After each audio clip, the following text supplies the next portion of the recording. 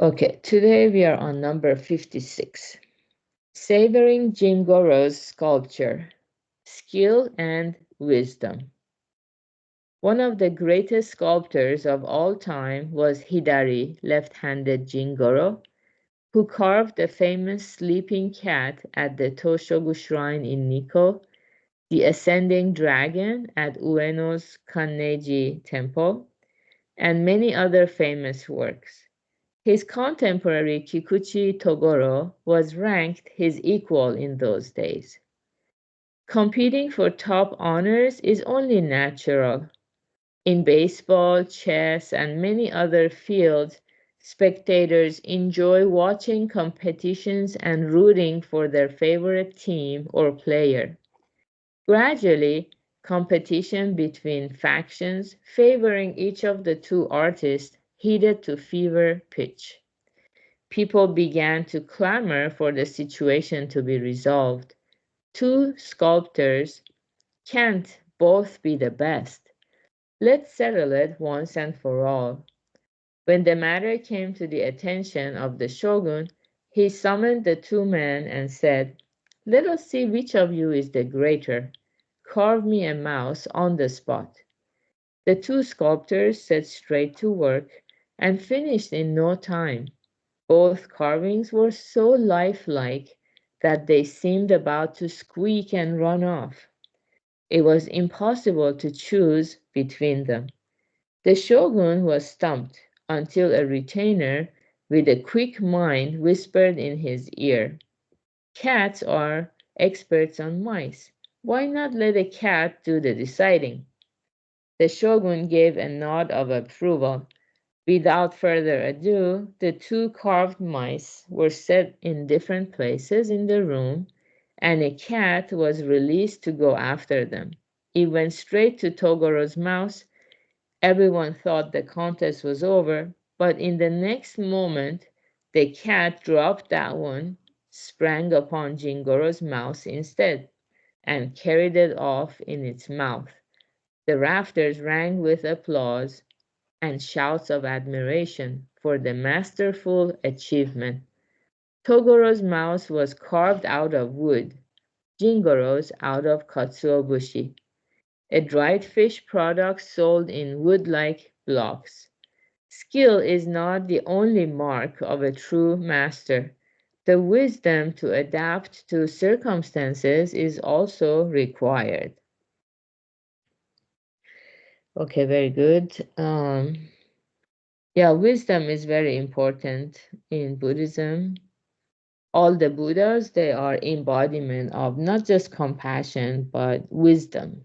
So wisdom is the skillfulness necessary to relieve suffering or to see ahead. It's the faculty of seeing ahead. And the beauty of doing a lot of kindness or any of the other practices or paramitas is the more we practice giving, the more wisdom we gain. Because by giving, we want others to become, we want to ease their pain and we want to be more joyful ourselves. So the more we give, the more we can fine tune what it means to ease the pain of others. So that's the beauty of practicing generosity and other paramitas, which brings us wisdom. Now, in this story, so I guess when you're a sculptor or any craftsman, you want to create something, some people just start doing the work without thinking. They are very skillful, so they just put their skills into action and create their craft. And some people, especially the meditators, the ones who practice mindfulness, because they're mindful on a day-to-day basis, they pause and they have room in their hearts. They don't fling to action. They have some space in their heart, so they start thinking, okay, which ingredients should I use? Which of the raw materials should I use? Clay. And then there is also this thing called katsuobushi, which is a dried fish product sold in wood-like blocks. So Japanese put a lot of katsuobushi, this kind of dried fish, which is in wood-like blocks. So it's easy to grate it and then put it in miso soup for flavor. So, so this artist chose this katsuobushi, the dried fish product, and maybe he had anticipated that his work is, or his rival's work is as good, and maybe something like this might have happened in the past. He had read about the stories. He was more familiar with the history, basically paying more attention to what's happening around us, to other people. So this is all wisdom. We gain wisdom. We don't want to repeat the same mistakes. That's the sign of foolishness or lack of wisdom. So being mindful, being observant, kind of dialing down the monkey mind we have, which distracts us from what works best for everybody.